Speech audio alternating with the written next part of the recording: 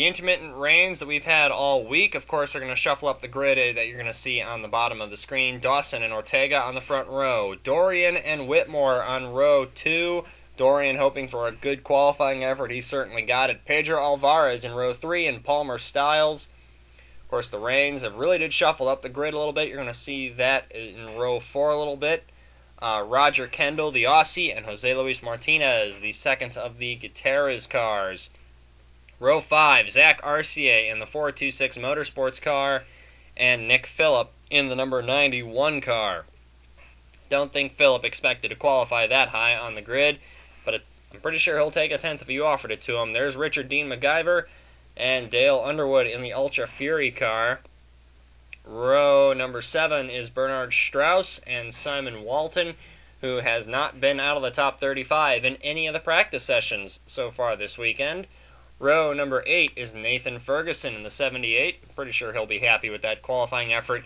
And Al Kincaid, the first time he's qualified in the top 10 rows in 2 years. Kunimitsu Kasimoto in the 100 car, and Takumi Nagata in the 16, the first of the 4 Super Dragon cars in the field.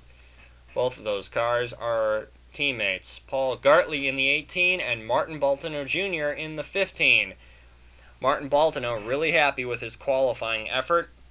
Chris Davenport in car number 27 won't be so happy with his qualifying run, though. Qualified way in the back by his standards, and Shinji Tanaka in the 11. Davina Henson in the 2 has been off and on the road several times, and Kevin Dwyer in the 72 had engine problems during qualifying, and that's why he's as low down as he is.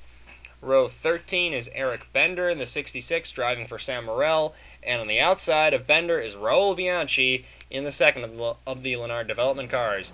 Dan Timothy in the 6, Emi Kuroki in the 19 have both had mechanical troubles all weekend.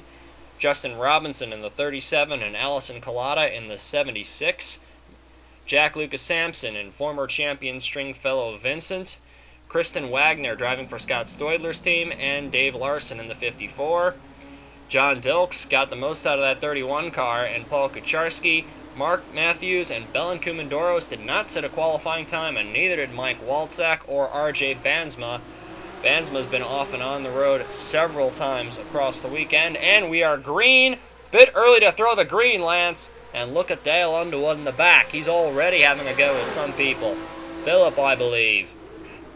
Look at Dorian coming around the outside. He's got a great run. Coming into this left-hander up here as he got it. Oh, he bobbles a little bit. Dawson's going to have an advantage. Dawson's got a bit of extra momentum there. Dorian had a run at Dawson, but it just didn't work. There goes the 9, and it looks like Dorian's going to have to sit in second place. And Dorian was one of those people that said if there's anybody that's going to beat Dawson, they're going to have to do it on lap 1. I'm going to have to see if that proves to be prophetic. Zach Arcier in the back has moved up a few positions in that 42 car. And, what's this? Looks like Bansma gets into Kumandoros. Field may have bunched up, and Bansma just wasn't ready for that. I'll think a little bit more than that, Dan. He's been not ready for several turns all weekend. Looking back for Kevin Dwyer in the 72 car. There he is. He's moved up a few positions since the drop of the green flag. There is Nagata in the 16 and Tanaka in the 11. Nagata in the 16 car has fallen back quite a few spots since the start. That's Hinton right behind Dwyer. Now Dwyer having a run at the Tanaka car, number 11. There's 4 Super Dragon cars in the field. They all look very much the same. There's RCA's car, number 42, the 426 Motorsports team. Now, they don't have a whole lot of money here, and I think that they're gonna be very happy with this, with the qualifying performance, the practice times, and just the entire effort this weekend, because they have been punching above their weight, and I don't think you can say that enough. This 42 car is absolutely fantastic this week. RCA, of course, didn't have such a good Junior Series campaign last year. Looks like we have a little bit of a battle for the lead. Dorian tried to get Dawson, but I don't think Dorian's going to be able to do it right now. Yeah, Dorian is not a big fan of this racetrack in general. He doesn't think that there's too many places you can pass here. I tend to agree with him. We got some cars off in the back. Just Waltzak and Matthews. We're going to have to see that in a minute. RJ Bansmo, we're being told, is spun off the track somewhere, and he's trying to get his car out of a sand trap. Well, that's just the culmination of things for his weekend. Dawson and Dorian beginning to pull away. We're going to see what happened to the 29 and 07 cars. This is Matthews. Oh! Matthews into Kumandoros. Poor Belen Kumandoros has had so many people running over him this weekend. And you see, how does Waltzak get involved? Oh, Matthews makes a move for the pits, and Waltzak doesn't see it coming. That's what we call an unfortunate coming together. Of course, Matthews gets the car stuck, and it looks like Waltzak did as well, so... Waltzak's car, though, just looks like he needs a push out of there, but I'm not quite sure he can do that. I think the 07 team might just think it'll be a good time to change field strategy a little bit, because they really don't have anything to lose, because Mike Waltzak's bunch were in basically last anyway. There's Palmer Stiles in the 21 car. Now this team has jumped up from last year. Of course, Palmer Stiles' car last year, Al Kincaid, I believe, was driving this car at this point last season, and they were fighting all the way in the back for 20th position. It would be a good day for them.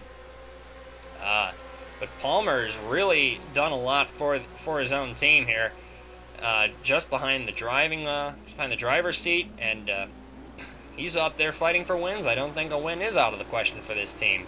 No, I don't think it is. I think probably not today, because he just seemed a little off the cars in front of him, like Mike Whitmore, who I think is overqualified for this series, and for the 9 car. But I think we will see that 21 car in victory lane as we're on board with Richard MacGyver.